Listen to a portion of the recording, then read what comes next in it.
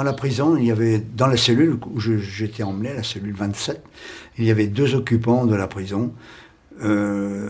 Docteur Desbouis, professeur à l'université de Caen, un pneumologue, et Jean-Pierre Voidy, qui était un membre du même réseau que moi. C'est curieux, pourquoi nous ont-ils mis ensemble, je ne sais pas, j'ai jamais su, on n'a jamais pu, parce qu'en principe, ils nous séparaient. Donc là, je suis resté 2 mois et demi en prison. 2 mois et demi en prison, mais là, au début, j'ai eu une très grande peur, parce que à la Gestapo, on m'avait dit que je serais fusillé, du fait que j'étais un espion, et que je voulais pas parler, je voulais pas... Donc ma destinée, c'était d'être passé au poteau, quoi, d'être fusillé. Et au bout de... Il y a peut-être 2 jours que j'étais en cellule, il y a un aumônier allemand qui est venu... Un soldat allemand aumônier qui est venu me voir, qui est rentré dans la cellule, qui a demandé qui était Duval Bernard. Bien entendu, il fallait se dire, fallait dire que c'était soi. Et il m'a demandé si je voulais me confesser et communier. Il avait l'étole violette. Et violet, dans la région catholique, c'est la couleur pour les morts, pour les services funéraires. Donc j'ai pensé que c'était fini.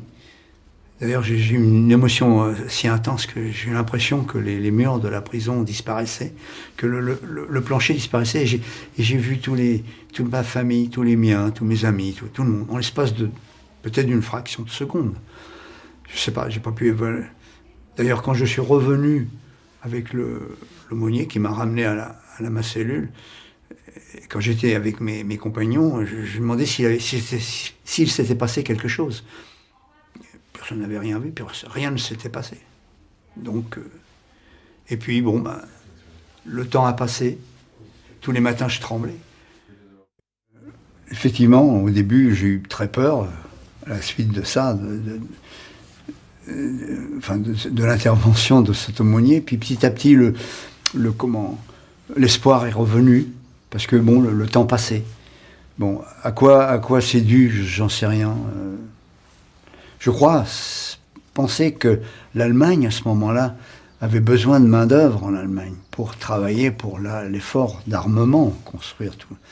Et je pense que les cas les moins graves à leurs yeux ont bénéficié un petit peu de cette remise de peine, en quelque sorte, de ne pas, plutôt que de nous tuer, de nous envoyer là-bas travailler. Malheureusement, on savait que...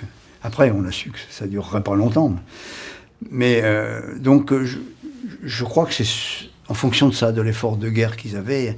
Ils avaient besoin de main-d'œuvre. Bon, les gars les plus graves ont été ils fusillés, mais peut-être que moi, jeune, j'étais... ce que j'avais fait, peut-être, j'en sais rien. C'est un tas de suppositions, je ne peux pas savoir. Enfin, c'est bien que je n'ai pas été fusillé. Donc l'espoir, petit à petit, au fur et à mesure que le temps passait, l'espoir revenait, quoi. Et au bout de 2 mois et demi de prison, un peu plus de 2 mois et demi, parce que j'étais arrêté le 10 mars 1944 et je suis parti de la prison le 20 mai 1944. Donc on nous a réunis, quelques 28 détenus, un petit convoi, et on nous a fait descendre en bas de la prison. On a quitté nos cellules, et là on a eu droit à un discours disant qu'on avait de la chance, notre vie était épargnée, qu'on avait de la chance, on allait travailler en Allemagne, qu'on réussirait à conquérir notre liberté, ceci, enfin beaucoup de phrases pour rien, quoi. Et on nous a enchaînés 2 par 2. Et là, on nous a emmenés en camion jusqu'à la gare de Caen. Et là, à la gare de Caen, on nous a mis dans un train, dans un wagon voyageur, je me souviens, qui faisait partie d'un train régulier Caen-Paris, mais qui était réservé pour nous.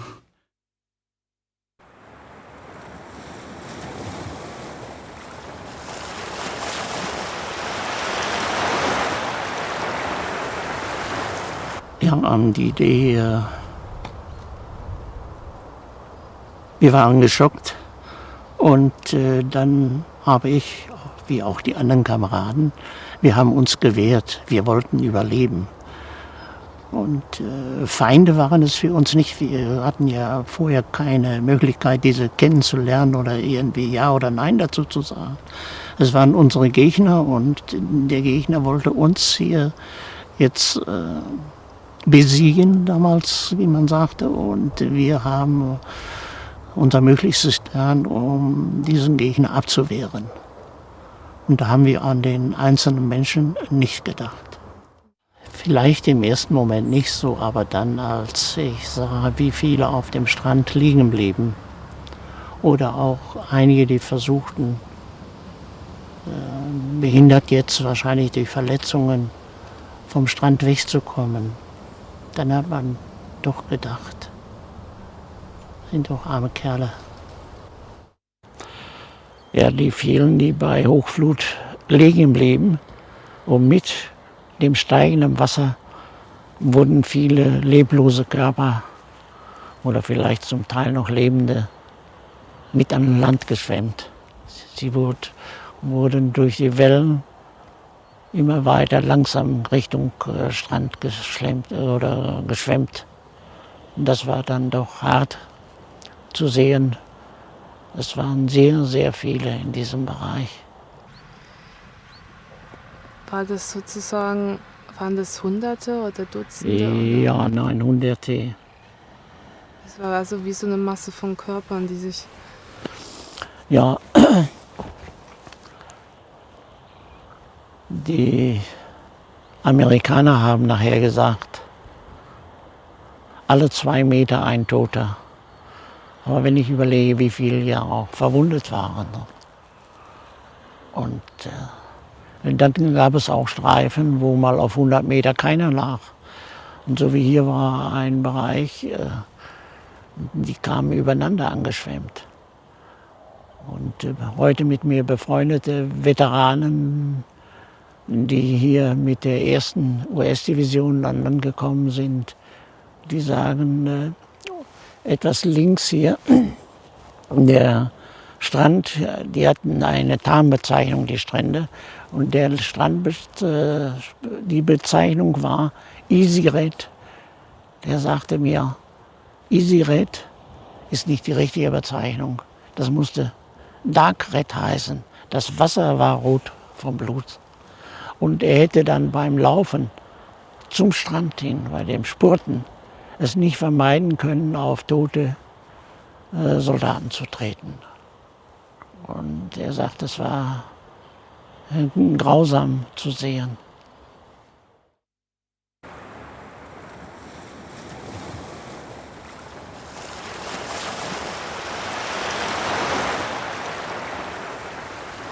My name is Charles Warren Hostler. I'm a retired U.S. ambassador, a retired U.S. Air Force colonel, and a very retired former secret agent, former OSS/CIA, which is all in the past. The U.S. had never had a clandestine intelligence service, and it was a controversial subject.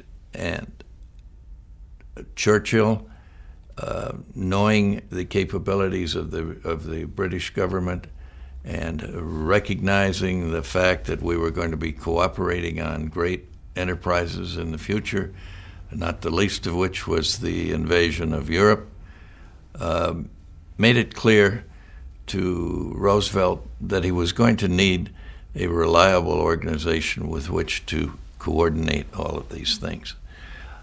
Roosevelt looked around and selected a famous personality in America, Wild Bill Donovan, he was called. He was called that because in World War I he had been the most highly decorated person in the U.S. military.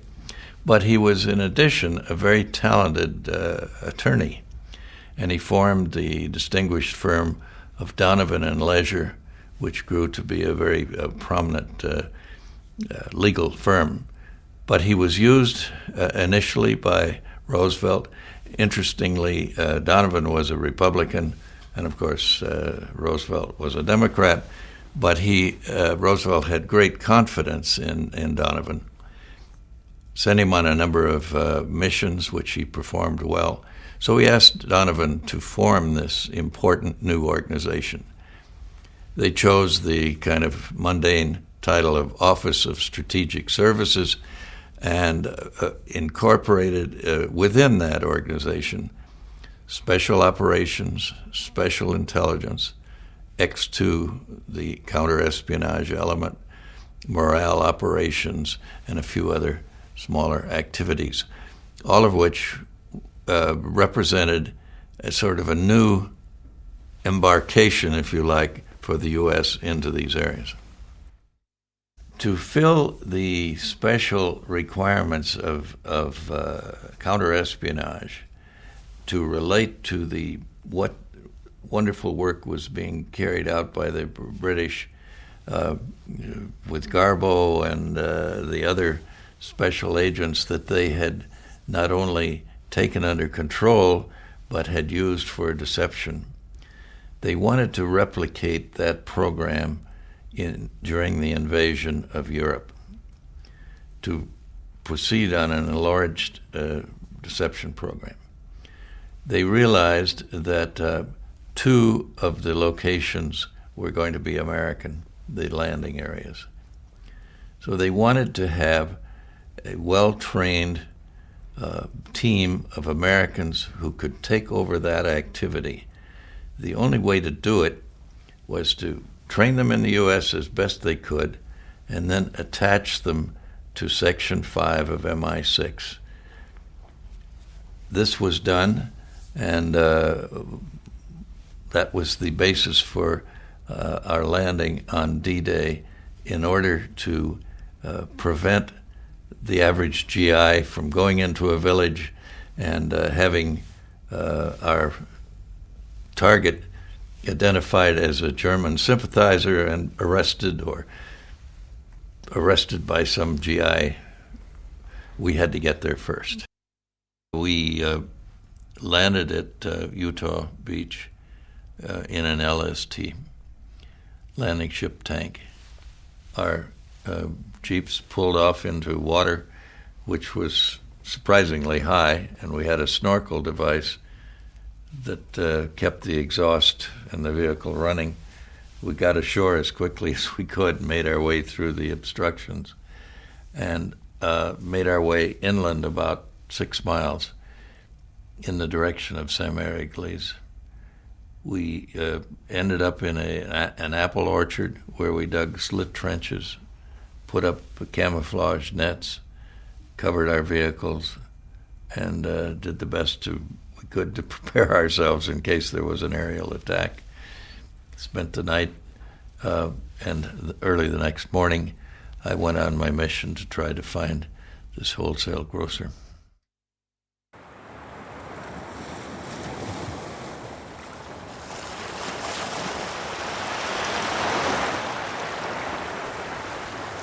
One of my very earliest jobs was to dust the model of the coast of France, showing where the landings were planned. This was in a sort of holy of holies, an inner room. The model was beautifully made, wonderfully made. It occupied the whole of a large kitchen table, and to reach the centre of the model to dust it, I actually had to climb onto the model, which didn't do my brand new uniform much good. But when I first saw this model, I was at pains to, because of course I had no idea at that point where the invasion was. The troops were going to be landed, which beaches. So I had to identify the coast of France, and of course what was quite easy very quickly was the Cherbourg Peninsula. So I was able to orientate myself then and realised that the invasion was not going to take place between Dover and Calais. And the key of the model room lay in my desk drawer thereafter. And I was instructed to give it to nobody unless I could identify them personally or they were identified to me.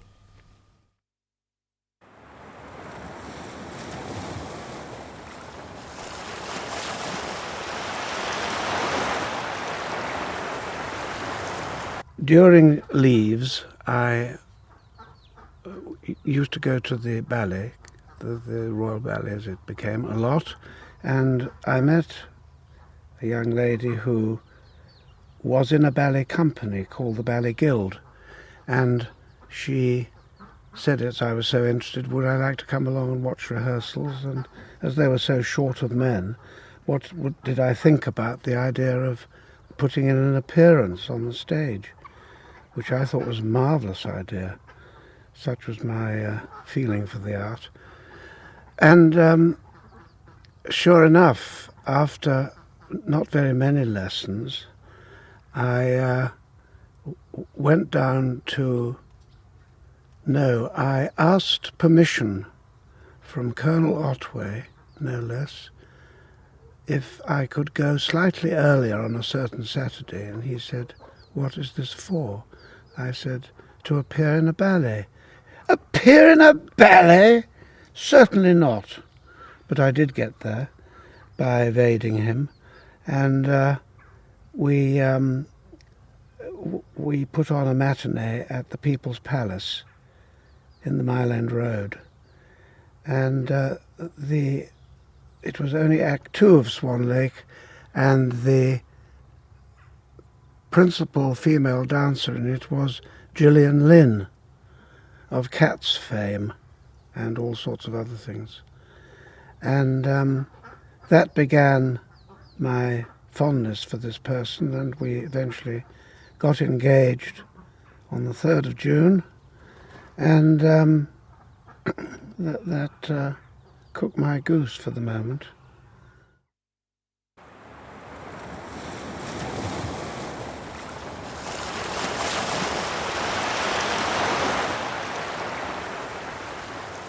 We'd obviously been put out 6 miles off land, and it was quite a time because we were to approach the shore as daylight just coming, first bit of daylight, dawn, and there's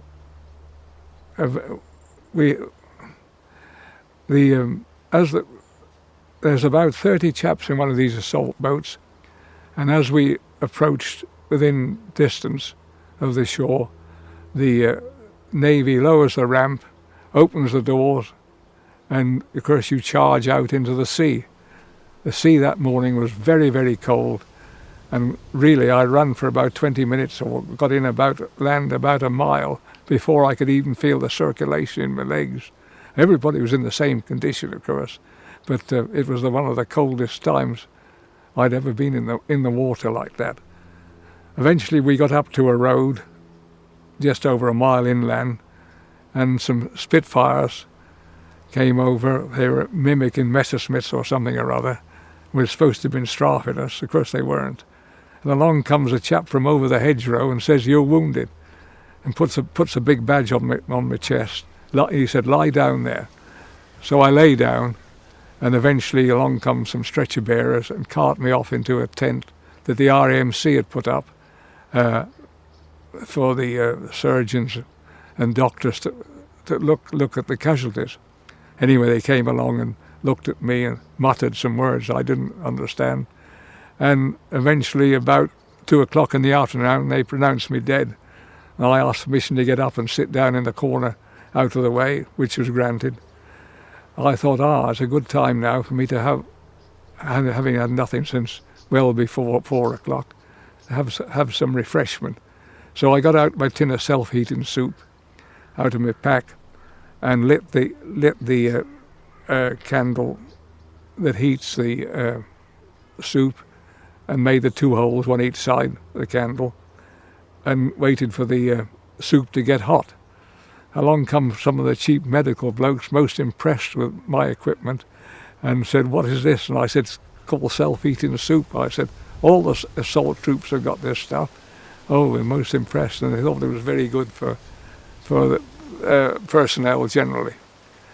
And eventually that night they took us into the village of Burghead, and the vicar there provided everyone with a mattress to sleep on either the hall or the school floor, I can't remember.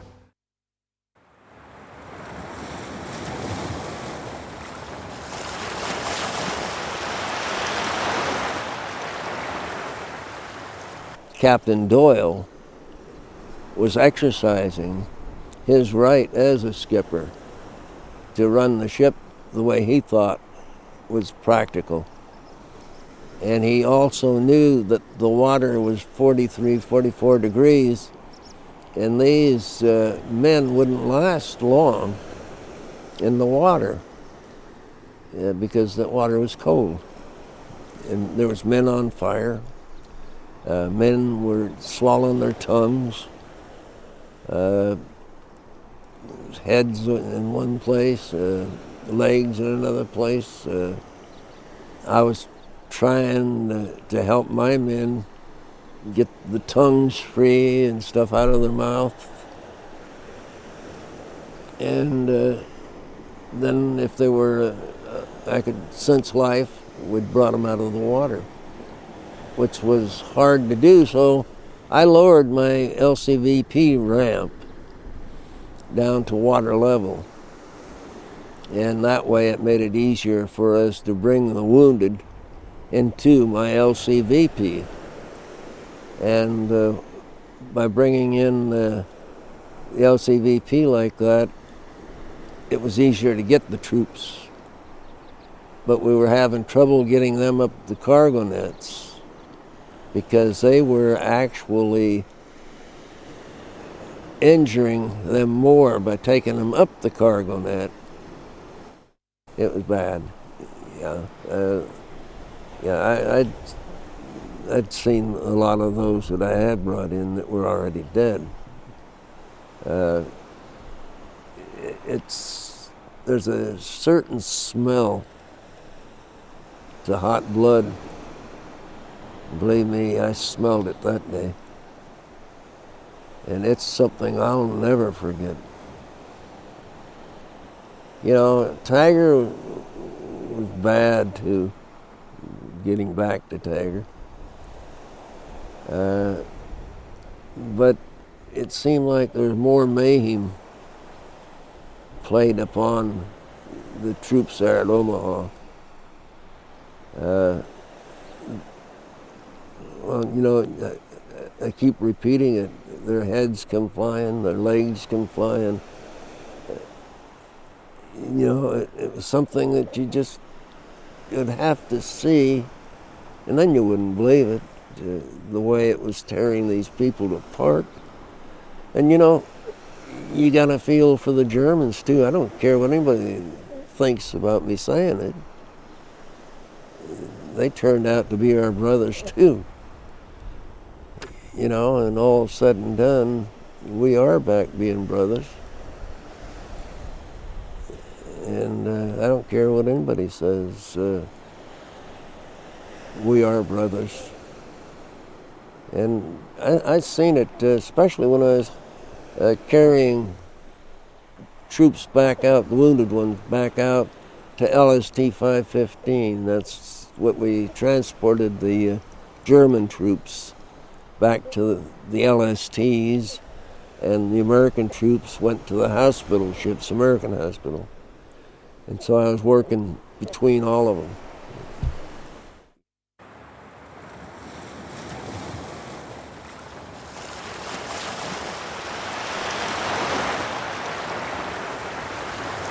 Well, it was very ambitious, and the history books will tell you that when Alan Brooke handed the plan to General Morgan, who was the man chosen to do it, he said to him, "Well, it won't work. We know it won't work, but you'll bloody well have to make it work." And I can remember General Morgan remarking about this quite often, and of course I've read it since in the books that have come out, because it was an enormous plan. It was something that was enough to frighten me, and it did frighten me, the magnitude of it. And whether it would be successful was the big worry in my little mind, you know. General Morgan was what I would call a workaholic. If you worked in a town clerk's office, you're used to workaholics, because my town clerk was a workaholic. And General Morgan was a workaholic, but he was also very conscious that because he was a workaholic, he was always apologising to me if we had to work long hours or whatever. And I remember one thing that stuck in my mind. I think it was a Wednesday evening. If we were working late on a Wednesday evening, he'd always take time off to listen to Itmar. I think it was Itmar. It's that man again. I know there was one television programme, and we had radio, of course, in his office, and he'd stop for half an hour to listen to this programme. But basically, he was a very, very energetic man and a very hard-working man. Well, you had to be if you were the head of a plan of this size. If you weren't a workaholic, well, you couldn't expect anybody else to follow suit, could you? I stayed in touch with General Morgan all through the war. After we parted company, we corresponded and we phoned and we did meet up at Versailles. And I wrote and he wrote. We kept in touch after I came home. I was demobbed. He did write to me and ask me when he went to UNRWA if I would join him. This was before I came out from the Wrens. But that wasn't a job I thought it was for me, so I declined. But as I say, we kept in touch after the war, quite a lot, quite often, and I have a sheaf of correspondence from him. I also kept in touch with Colonel Harris until 1991. One Christmas, there was no Christmas card from General Morgan, and I realised something was wrong. And I telephoned, and Lady Jane Morgan told me that he'd had a very, very bad stroke, and he'd lost his speech and was unable to move on one side. He was in hospital, and she said that when he came home, she'd let me know, and perhaps I would like to go up and see them. So she did let me know, and she said he was looking forward to seeing me, and I went. And I don't know whether I'm glad I went or sorry I went. I am glad I went to say goodbye. But it was dreadful to see the man that had been the man he was. He could hardly speak, and he was crying. But we spent this wonderful day together, the three of us. And I came home, and a fortnight after I came home, I switched on the radio, and he died. But I was glad I went and saw him, because he really was a wonderful man who, in my opinion, just my opinion, never had the real credit that was due to him. And I think it was Winston Churchill in his memoirs, I think in the obituary in the Telegraph, said that it was General Morgan of the British Army who was primarily responsible for the plans. And somewhere else it was written that for 2 years we held the fort, and that it was General Morgan who did the plans that others subsequently took the credit for. And I was glad of that, because I don't think he got the credit he should have.